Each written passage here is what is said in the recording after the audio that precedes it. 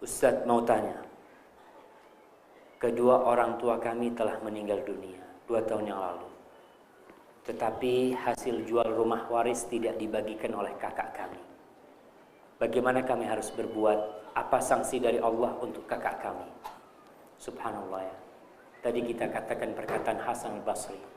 Dia sangat takjub kepada orang yang mengatakan cinta dunia itu bukan dosa besar. Bagaimana dosa-dosa besar terjadi itu, kedoliman itu? Bukankah karena kecintaan kepada dunia? Ini kakaknya kenapa nggak dia bagi? Dan kita benar-benar heran dengan harta nemu. Warisan ini harta nemu jemaah. Maka pembagian harta waris itu siapa yang menentukan?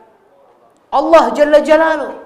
Allah langsung yang menentukan fulan dapat berapa, fulan dapat berapa. Kita nggak boleh bagi. Karena itu harta nemu, nggak ikut kerja. Kalau kau kerja silahkan. Makanya tatkala anaknya ikut kerja sama bapaknya, dikeluarkan dulu harta anaknya. Yang mana yang murni warisan itu yang dibagi. Tapi ternyata ada sebagian orang yang gelap matanya dengan dunia ini. Dan kita lihat orang yang mengambil harta dengan cara yang tidak halal, susah akan digunakan untuk yang halal. Antum melihat perampok-perampok yang hasilnya miliaran. Seminggu habis duitnya. Seminggu habis. Sebulan habis. Ngerampok lagi dia. Karena Allah tidak memberkahi dia. Maka bagaimana sikap si adik ini menghadapi kakaknya? Ya diberi nasihat kakaknya. Doakan. Moga dibukakan pintu hatinya. Dan bersabar menghadapi hal itu. Karena tadi kita katakan bahwa itu harta nemu, ya udah. Perkara umpamanya dia tidak mau ngasih dan kita tahu orang-orang yang memakan harta manusia dengan cara yang haram, innama ya'kuluna fi butunihim nara wa sayaslawna sa'ira. Kalau azab buat mereka, mereka memakan api sebenarnya dan kelak akan masuk ke dalam neraka. Udah bersabarlah. Allah akan gantikan dengan yang lebih baik. Jangan menjadikan kita berpikir dengan duit itu terus. Oh kakakku duit itu macam-macam, sudah jangan. Karena kita akan sengsara memikirkan harta juga. Yang belum tentu kita dapat. Maka bagaimana sikap kita? Serahkan kepada Allah. Ya Allah, aku minta ganti kepadamu ya Allah. Karena kita tahu kalau Allah yang kasih ganti, itu lebih baik, lebih berkah daripada itu. Assalamualaikum. Waalaikumsalam warahmatullahi.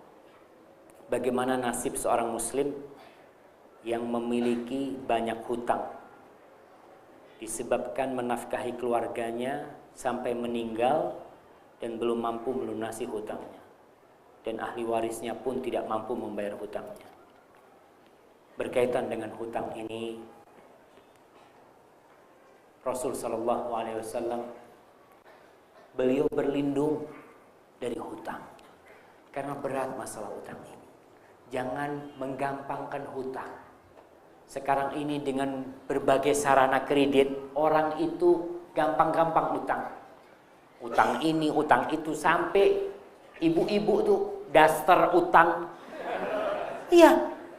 Abaya pada utang, udahlah. Kalau enggak usah beli. Karena apa? Sebagian orang itu berhutang bukan karena terdesak, tapi karena ingin kehidupan yang lebih layak. Yang lebih, ya umpamanya sekolah, udah tahu sekolah tuh mahal, udah jangan sekolah di sana. Tapi kalau kondisi yang dikatakan tadi ini benar-benar susah, yang pertama harus dia lakukan, dia berusaha agar minta kepada orang-orang yang dihutangin itu untuk menghalalkan, minta maaf sama dia, datang kepada orang-orang yang pernah memberikan uang dan belum sempat dibayar ya. Kemudian yang kedua, orang yang punya hutang ini niatnya harus benar. Niat orang yang mau utang tuh niat mau bayar. Jangan umpamanya berangkat ke fulan nih baik nih fulan nih, insya Allah nggak bayar nggak apa-apa. Akhirnya nggak bisa bayar kita, karena niatnya memang nggak mau bayar. Maka hati-hati. Jadi yang pertama langkah yang bisa dilakukan, berangkat kepada keluarga yang pernah dihutangin itu, orang-orang itu minta maaf dan berjanji kalau punya uang akan membayarnya. Kalau enggak, tolong diikhlaskanlah. Allah akan kasih ganti yang lebih baik buat dia. Wallahu a'lam bishawab. Kita ke pertanyaan ibu-ibu nih.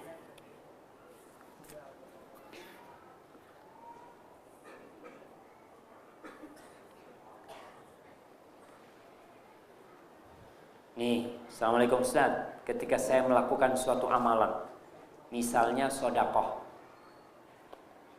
ke tetangga. Ketika suatu saat saya butuh pertolongan tetangga, maka dalam hati terbesit, gak usah malu minta tolong pada tetangga, toh saya pernah bersedekah untuknya. Apakah hal ini tidak ikhlas? Jazakumullah khair. Seorang muslim itu diperintahkan oleh Allah, wa ta'awanu 'alal birri wat taqwa. Salinglah kalian ini membantu dalam ketakwaan dan dalam amal kebajikan. Bagaimana kalau kita menolong saudara kita, kemudian kita mengharapkan balasan dari dia, itu yang bermasalah. Kalau tadi dia sedekah sama tetangganya, dan dia mengatakan dalam hati nggak perlu malu kan, kau juga pernah berbuat baik sama dia. Hati-hati, jangan-jangan kita meminta balasan dari tetangga kita. Tapi kalau kita mau minta pertolongan, kita memang butuh, nggak apa-apa, kita minta tolong sama dia. Tapi nggak perlu mengingat kita ini pernah berbuat baik sama dia, kita pernah ini, pernah itu, nggak perlu. Ya udah, kita butuh berangkat. Karena bisa jadi dia nggak nolong kita. Ketika dia nggak nolong kita, kita akan sakit hati. Ana udah pernah bantu sama dia, berarti kita nggak ikhlas. Niat membantunya supaya dibalas. Sedangkan orang-orang yang masuk surga itu, ucapan mereka apa? La nuridu minkum jazaan wala syukura. Kita nggak ingin dari kalian jaza, balasan, dan tidak pula ucapan terima kasih. Maka hatinya perlu ditata kembali. Ustaz, afwan, kalau kita bekerja lalu kita masih mengharapkan gaji, apakah kita belum ikhlas? Jadi kalau kerja urusan dunia mah kita memang butuh gaji, kita mengharapkan gaji. Nggak masalah. Kalau urusan gaji itu bukan urusannya ikhlas nggak ikhlas. Cuma yang tadi kita sampaikan bahwasanya orang yang ikhlas ketika beramal, dia itu tidak butuh dengan pengawasan. Karena dia tahu Allah melihat anak beramal nih buat Allah Subhanahu wa taala. Tapi dia dapat gaji nggak ada masalah untuk urusan dunia. Itu nggak ada masalah. Tapi tetap kita harus secara sempurna pekerjaan itu kita laksanakan karena itu tugas kita. Perkara dapat gaji, alhamdulillah. Umar bin Khattab radhiyallahu taala anhu, dia jadi amil zakat. Ketika selesai dikasih zakat. Kata Umar, Rasul, ana ini udah cukup, nggak perlu dikasih ana kasihkan yang lainnya. Kata Rasul, kau terima nih, kau mau kasihkan sama orang lain silahkan. Tapi kau terima. Tapi dalam artian kita tetap berusaha untuk melaksanakan tugas kita dengan baik dan benar ketika kita bekerja dan mengharapkan ridha Allah kepada kita, untuk kita.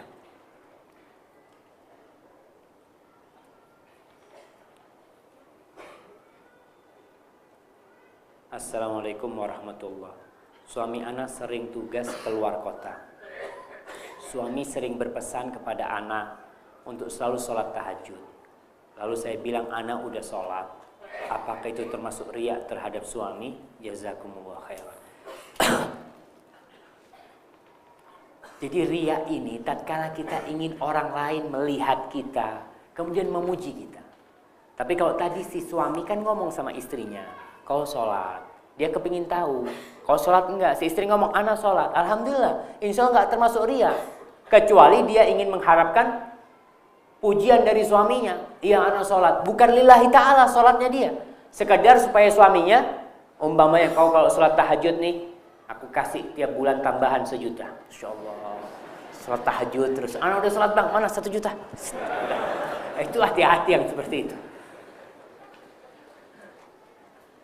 Ustaz, mohon diberi contoh kehidupan seperti apa yang persentase akhiratnya lebih besar dari dunia. Dan bagaimana maksud dari beramalah kalian seolah mati besok dan berusaha seolah hidup selamanya. Syukran. Barakallahu fiik. Contoh seorang yang persentase akhiratnya lebih besar. Contoh ringan adalah tentang seorang petani itu. Petani itu ketika Rasul bercerita bainama rajulun fi falatin, dalam hadis sahih riwayat Bukhari dan Muslim hadis itu, ketika seseorang berada di lapangannya di padang pasir itu, dia mendengar suara dari awan. Yang suara itu mengatakan isqi hadiqata fulan. Isqi hadiqata fulan. siramilah kebunnya fulan. Tahu-tahu itu awan bergerak, turun airnya di satu padang batu. Kemudian berkumpul ikut satu jalannya air. Diikuti tuh air sampai ke depannya kebun seseorang. Seseorang itu lagi ngatur air masuk ke kebunnya. Ditanya sama orang ini, "Masmuk, siapa namamu?" Namanya ternyata nama yang disebutkan di awan itu. Terus dia tanya, "Kenapa kau tanya namaku?" "Ya, aku dengar suaramu, namamu dipanggil di langit, di awan itu. Apa yang kau lakukan dengan kebunmu ini?" Kita lihat apa yang dia lakukan. Kata dia, ya kalau kau sudah dengar itu maka nggak bisa dia sembunyikan. Padahal nggak ada orang tahu tentang apa yang dia amalkan. Tapi karena Allah memberitahu nih orang ini, sehingga dia datang kepada petani itu. Dia ngomong, hasil kebunku ini aku bagi 3. Sepertiga aku makan. Sepertiga modalnya. Sepertiga buat akhiratnya dia. Jadi paling enggak, ya kalau persentase yang lebih banyak akhiratnya seperti dia. Kita dapat gaji, sepertiga udah kita keluarin tuh. Ya Allah, ini sepertiga bukan milik anak nih. Ini buat akhirat anak. Ini celengan anak. Maka seperti itu mudah-mudahan kita bisa mendapatkan ridha Allah Subhanahu wa taala. Dan Rasul sallallahu alaihi wasallam pernah di rumahnya enggak ada apa-apa. Aisyah di rumahnya nih. Ada orang lagi minta-minta. Seorang perempuan dengan 2 anak wanita, dengan 2 putrinya. Datang Aisyah cari makanan, tidak ada kecuali 3 butir kurma. Baik, dikasihkan sama Aisyah radhiyallahu taala anha kepada peminta-peminta. Masalah beramalah kalian seolah mati besok dan berusaha seolah hidup selama-lamanya. Nah, ini bukan hadis ini ya. Ini sekedar perkataan bahwasanya seorang itu berusaha ketika dia beribadah ya yang benar-benar, enggak main-main. Seakan-akan dia mati besok ya sholatnya benar-benar. Ketika berusaha pun dia itu berusaha, nggak males-malesan. Karena ada orang yang usahanya males. Umpamanya dia ngomong usaha, ya ada apa anak kerja berat-berat gitu dia, cukuplah. Anak pokoknya bisa makan, bisa minum, selesai. Nah, kalau kau berpikir untuk dunia, makan, minum, selesai. Tapi kalau kau berpikir untuk akhirat, kau harus dapat sehari mungkin 1 juta. Karena tuh ada fakir miskin yang perlu kau bantu. Karena di situ ada masjid yang belum jadi-jadi. Tuh ada musola di sana yang rusak. Ketika itu kita akan beramal, semangat. Karena kita tahu kita harus beramal.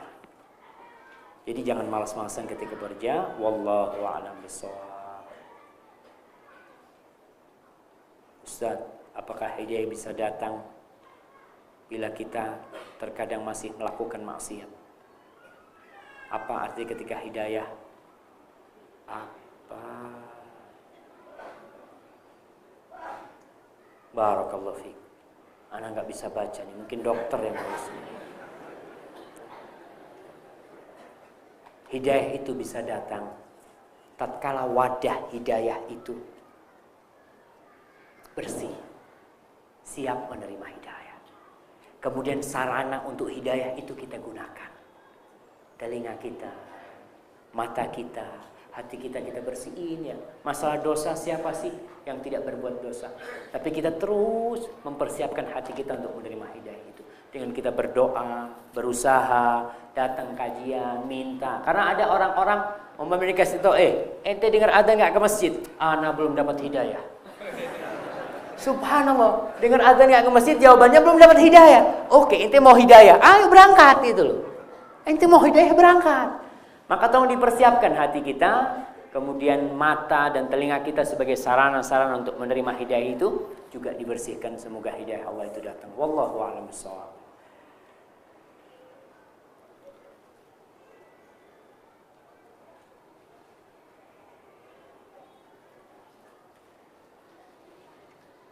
Nah, Assalamualaikum Ustaz, maaf di luar tema. Saya mau tanya, mantan suami saya sudah menikah lagi. Dan untuk meminta keperluan anak, apakah boleh saya ketemuan dengan mantan suami berdua di luar? Atau melalui perantara istrinya, mantan suami saya. Jadi ketemu boleh asalkan tidak berkholwat. Bertemu boleh asalkan tidak berkholwat. Ketemu umpamanya di jalan di sini, janjian habis kajian di masjid. Pokoknya jangan sampai berkholwat. Pakai perantara kalau bisa nggak ada masalah. Mungkin itu lebih aman. Tapi ketemuan boleh asalkan tidak berkholwat ya, tidak berduaan, nggak ada orang, sepi-sepi, itu yang dilarang.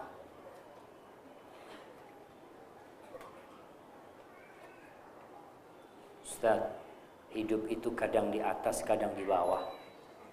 Begitu juga keimanan itu kadang di atas, kadang di bawah. Bagaimana kiat-kiatnya bisa iman itu terus stabil? Masya Allah. Susah stabil itu. Tapi bagaimana kita mengangkat keimanan itu dan ketika turun, jangan turun sekali. Bagaimana caranya? Yang pertama kita ngaji. Kemudian kita mengenal Allah dengan asma Allah al-husna. Cari teman-teman yang baik. Jadi kalau kita nih lagi futur ya, imannya lagi kendor, ketemu teman yang baik, yuk ikut ana ente. Aduh, ana malas ikut, udah ente di belakang ana yang nyetir motor. Ikut. Ketika kita punya teman yang baik, insya Allah keimanan kita ini nggak sampai drop. Tapi kalau kita ketika futur jauh dari orang-orang soleh, bahaya. Bisa-bisa iman kita itu terkikis dan habis. Maka itu mungkin dengan membaca Al-Quran, zikir ya. Zikir itu termasuk amalan yang mudah, yang bisa menyentabilkan keimanan kita naik. Kalaupun turun, naik lagi dia. Zikir, zikrullah. Naik motor, zikir, duduk-duduk, zikir, subhanallah. Pokoknya lisannya ini jangan berhenti. Itu amalan mudah, tapi terkadang kita lupa. Kadang-kala dia bengong aja. Sejam bengong. Tapi itu memang gak dibukakan ya. Ana lihat ada orang-orang yang punya banyak waktu luang. Seperti seorang security. Masya Allah security itu. Pekerjaannya diem aja. Umpamanya tentara. Yang jaga di mana? Di pos itu diem kan. Apa nggak boleh gerak-gerak mulutnya dia? Subhanallah, subhanallah. Padahal dia bisa. Subhanallah, subhanallah. Itu nikmat, dapat pahala banyak dia. Ketika dia punya waktu yang luang seperti itu. Dalam hati boleh nggak itu? Dalam hati. Diem doang ini. Ya nggak zikir namanya. Diem doang gitu. Ya zikir, ucapkan di lidah kita. Memang kita zikir itu harus dengan lidah. Ada sebagian salaf itu, ketika dia ada orang banyak, zikirnya itu bukan dalam hati, dengan lidahnya tapi tidak sampai keluar.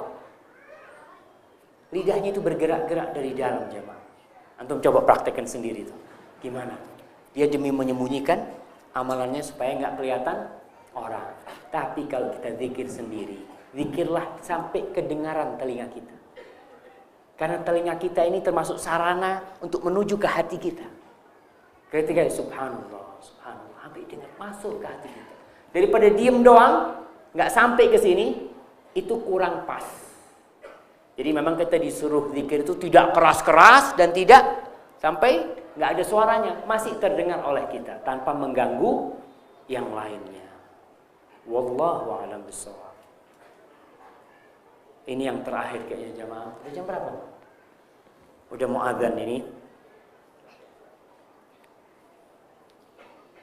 Bismillahirrahmanirrahim. Bagaimana cara menimbang, menyelaraskan antara keinginan kita, cita-cita, ambisi agar tidak berseberangan melalaikan dari syariat dan akhirat. Barakallahu fiik. Nah, ini pertanyaan yang bagus sekali ya.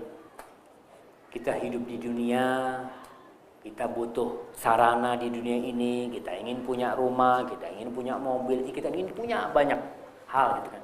Tapi bagaimana kita menyimbangkan hal itu? Ya dengan kita ngaji. Dengan kita mempelajari hakikat dunia ini, baca Al-Qur'anul Karim. Ketika antum baca Quran pas sampai firman Allah, ya ayyuhalladzina amanu, berhenti tuh, cari terjemahannya. Cari terjemahannya. Nih, ana lagi dipanggil sama Allah nih.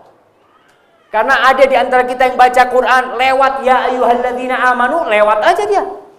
Padahal dia lagi dipanggil. Paling enggak dia tahu cari terjemahan, enggak tahu telepon siapa. Ana enggak punya terjemahan. Nih di surat ini kok kayaknya ana termasuk yang dipanggil. Ana kepengin tahu ada apa tuh di situ. Panggilan Allah pasti di baliknya itu ada kebaikan yang besar buat kita atau ada bahaya yang besar. Ya ayyuhalladzina amanu qu anfusakum wa ahlikum nara. Wahai orang-orang yang beriman, jagalah diri kalian dan keluarga kalian dari api neraka. Ada lagi ya ayyuhalladzina amanu la tulhikum amwalukum wala auladukum an dzikrillah. Wahai orang-orang yang beriman, janganlah harta kalian, kemudian la amwalukum, anak-anak kalian membuat kalian lalai dari ingat kepada Allah. Pokoknya kalau lewat ya ayyuhalladzina amanu itu ingat terus, sehingga kita semakin dekat, kita semakin yakin dengan dunia ini. Kalau dunia ini nggak ada artinya. Karena dunia ini menggoda jemaah. Menggoda sekali, dan kebanyakan di antara kita tergoda dan baru sadar mau mati, udah selesai. Ternyata selama ini dia tertipu dengan dunia. Wallahu a'lam bishawab.